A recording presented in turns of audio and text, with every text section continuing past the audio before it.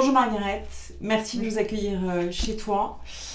Tu es la première, on inaugure donc un élément nouveau pour la ville de Sarcelles, donc sur Facebook et aussi sur Twitter.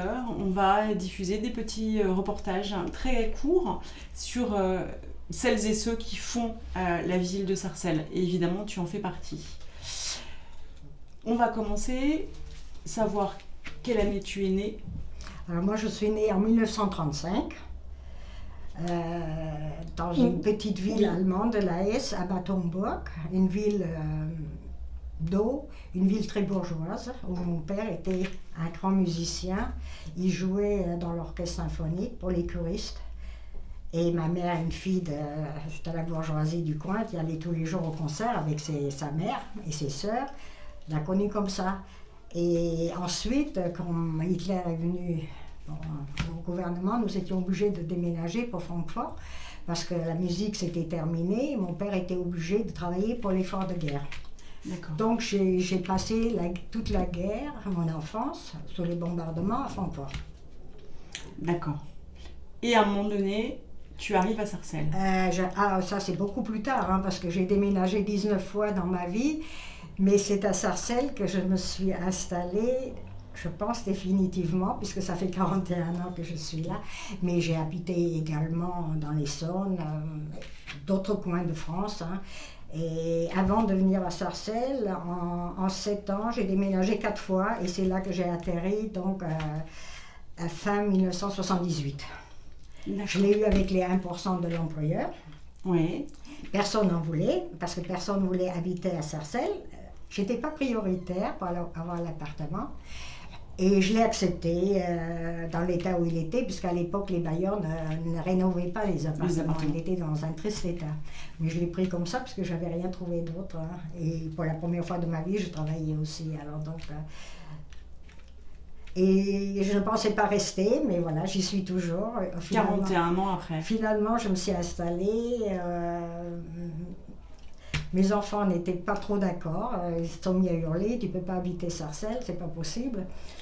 Et maintenant, mon fils, ma fille, malheureusement, je l'ai perdue, mais mon fils accepte maintenant que je sois installée ici, mais ils ne viennent pas. Ils n'aiment pas Sarcelles, hein, ni mes petits-enfants, ni les arrière-petits-enfants. Tu es connue à Sarcelles par énormément de personnes, par tes différents engagements. Je me suis investie tout de suite à Sarcelles, hein, dès le début. Dès le début, hein, dans un collectif de locataires, nous étions 4 ici pour ce bâtiment, à nous occuper des dépenses, des charges, etc. Donc, dès le début... tu as fait beaucoup de choses. Voilà, même tout en travaillant. Est-ce que tu peux nous livrer un souvenir, sinon ton meilleur souvenir à Sarcelles? Il y en a beaucoup, hein, mais oui. je dirais peut-être le plus court. C'est quand ma rue a été nommée maréchal Pierre Koenig, parce que pour moi, ça me parlait, puisque c'était le vainqueur du renard du désert de Rommel. Hein. Donc pour moi, c'était un peu une partie de mon histoire que je revivais. Et ça me plaisait beaucoup d'être avenue Pierre Koenig. Parce que dans le temps, lorsque j'étais dans l'Essonne, j'habitais avenue Jean Jaurès. Donc j'aimais beaucoup aussi. Et donc, pour moi, c'est un bon souvenir parce qu'auparavant, ça s'appelait Marie-Blanche. Et quelque temps encore avant, c'était Ho Chi Minh, je crois.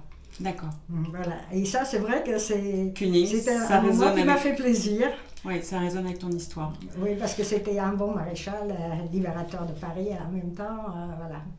Et Rommel aussi, c'est toute une histoire, hein, puisqu'il n'a pas obéi à Hitler, hein, parce qu'il ne voulait pas sacrifier plus d'hommes, et il a été obligé de se suicider. C'est ce qu'il a fait d'ailleurs. Oui.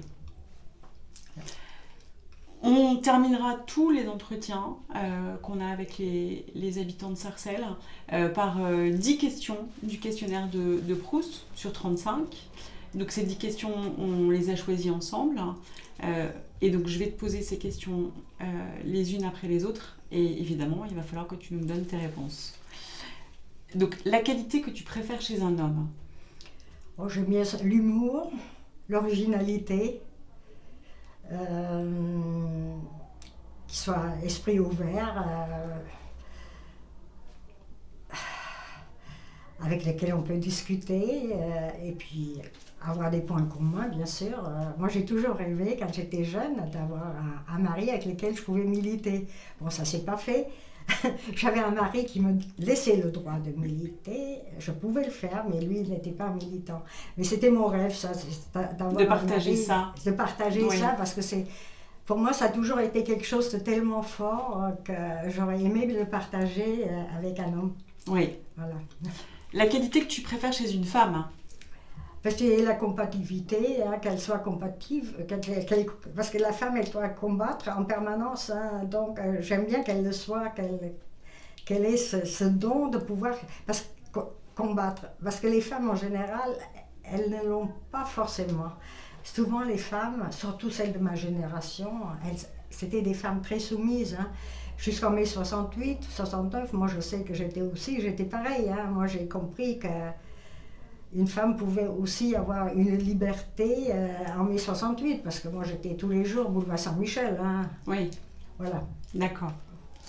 Le pays où tu désirais vivre? Comment? Le pays où tu désirais vivre? C'est la France, puisque j'ai choisi à 2 reprises la France, une fois après la guerre, en forçant presque ma mère, oui, en forçant, parce qu'en lui disant que si elle restait en Allemagne, moi je partais en France.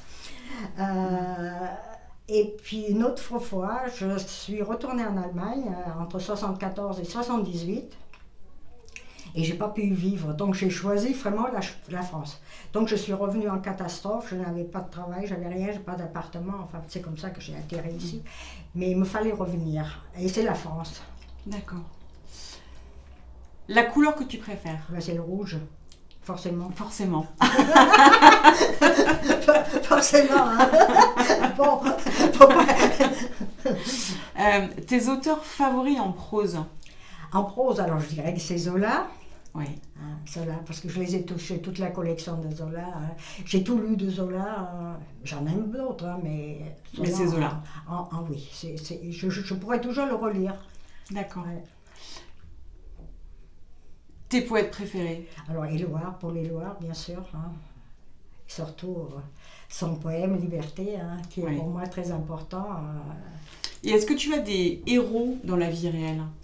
Eh bien, dans la vie réelle, actuellement, je ne pourrais pas donner de nom, mais pour moi, il y a des héros actuellement, que ce soit pour l'écologie, pour l'humanitaire, pour les sans-abri. Il y a beaucoup de héros en ce moment, mais ils n'ont pas vraiment de nom pour moi. Mais pour moi, c'est vrai que ce sont des gens qui s'engagent, et qui sont des héros. Hein.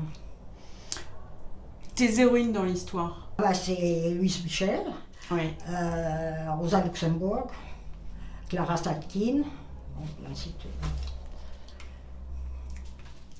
Personnage historique que tu méprises le plus?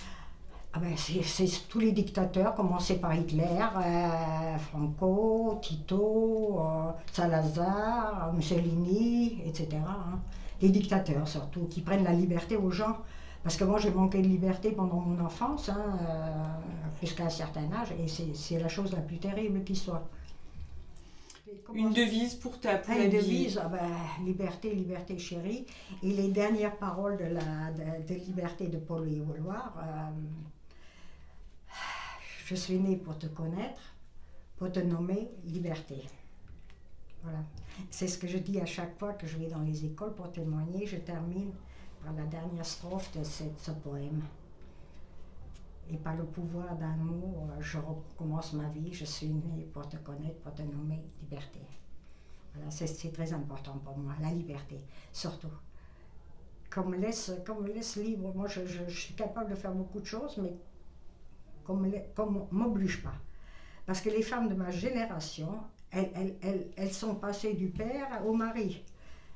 Elles n'ont pas connu de liberté. Moi pendant la guerre, je n'en avais pas.